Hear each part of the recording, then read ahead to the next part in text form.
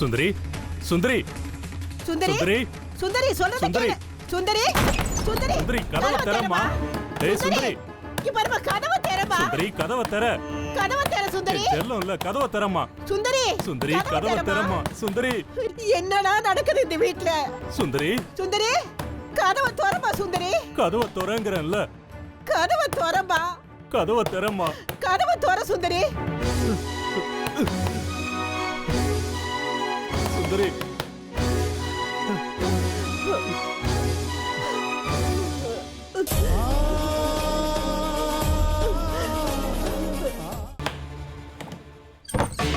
சுந்தரி ஏய் சுந்தரி சுந்தரி சுந்தரி சுந்தரி நீ என்ன பண்ற? நீயே வேண்டான்னு உன்னை விட்டு விலகி போறவண்ணா. உன்னோட புடவைய கட்ட வச்சுட்டல. உன் புடவைய என்ன பண்றேன்னு பாரு. சுந்தரி வேண்டாம். சுந்தரி வேண்டாம். சுந்தரி நீ என்ன பண்ற? வேண்டாம்.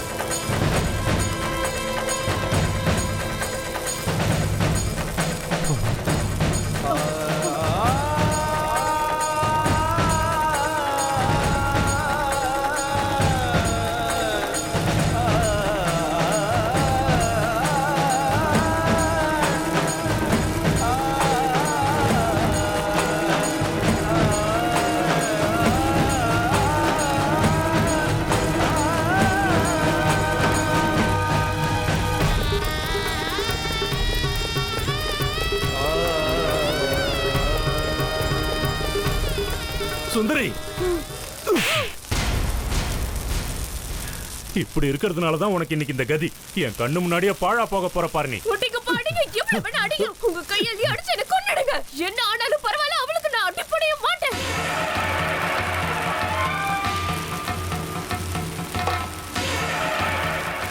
அவ சகவாசமே தேவையில்லை. சுந்தரி என்ன மன்னிச்சிருமா. இந்த கையாலே உன்னை அடிச்சிட்டதே.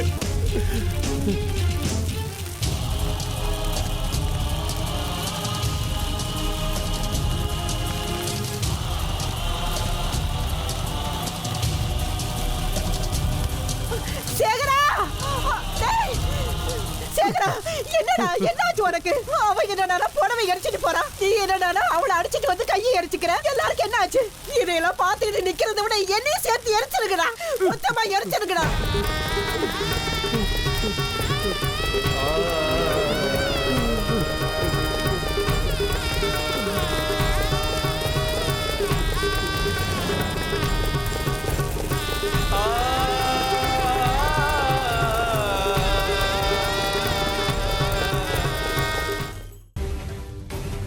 இல்ல, இது சாத்தியமே கிடையாது. சுந்தரி பிறந்ததே ஸ்ரீ சக்கரத்தை காப்பாத்துறதுக்கு தான். ஆனா அதை விட்டுட்டு அர்ஜுன அஸ்திர தியாகம் பண்ண மாதிரி சும்மா உட்கார்ந்துருக்காளே. இப்ப நானே ஸ்ரீ கிருஷ்ணனா மாதிரி கிருஷ்ண யுத்தத்துல அர்ஜுனனுக்கு போதனை பண்ண மாதிரி நான் இவளுக்கு போதனை செஞ்சு ஸ்ரீ சக்கரத்தை பாதுகாக்கிற உந்து சக்தி அவளுக்கு கொடுத்தாகணும்.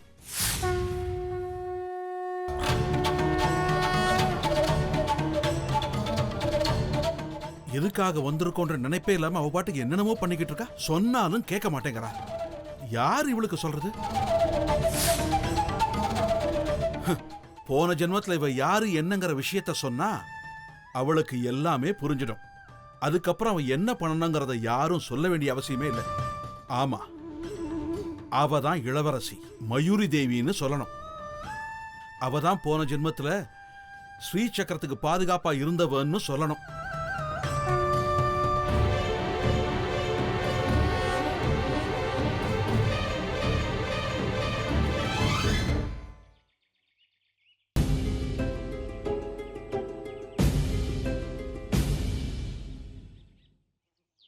வணக்கம் ஐயா. உங்க வணக்கத்தை தூக்கி குப்பையில போடுங்க. எனக்கு வயிறு பத்திக்கிட்டு எரியுது. எங்க என்ன பெத்த தாயே? எங்க அவ? யாரு யார கேக்குறீங்க? அவதாமா உங்க பொண்ணு திருப்புர சுந்தரி. எங்க அவ? வந்த வேலையை விட்டுட்டு வேற என்னமோ பண்ணிக்கிட்டு இருக்கா. இதெல்லாம் சரியில்லை. அவளை வெளியே வர சொல்லுங்க.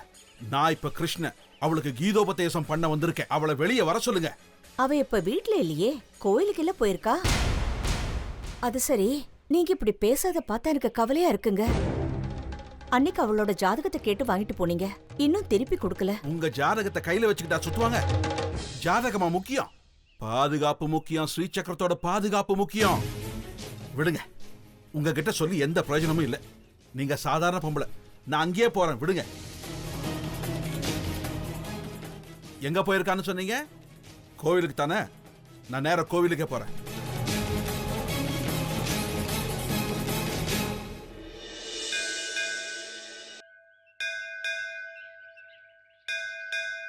சேகரா, இதை கொஞ்சம் புடி.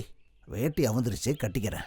இன்னைக்கு கோயிலில் யாரோ வந்து மிருத்துஞ்சய ஹோமம் பண்ணாங்களா, அதை முடிக்கிறதுக்குள்ள போதும் போதும்னு ஆயிடுத்து. இந்த மிருத்துஞ்சய ஹோமத்தை எதுக்காக பண்றாங்க அர்ச்சகரே? வேற எதுக்குப்பா பண்ண போறாங்க? உங்க பிள்ளைக்கு அகால மரணம் இருக்கு, மிருத்துஞ்சய ஹோமம் பண்ணுங்கன்னு யாரோ சொல்லியிருக்காங்களா, அதனால பண்ணியிருப்பாங்க. அப்படின்னா மிருத்துஞ்சய ஹோமம் பண்ணா மரணத்துல இருந்து தப்பிக்கலாமா? என்னையா பேசுற நீ?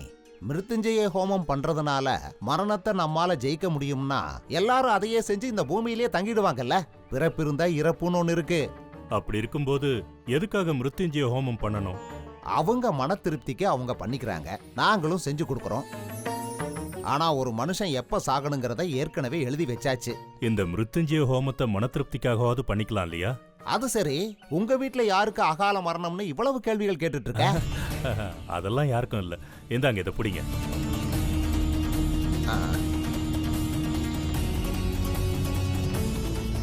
என்ன இவனுக்கு என்னமோ அகால மரணம் ஏற்பட்ட மாதிரி எல்லாம் பண்ணிக்கிட்டு இருக்கான் இவன்.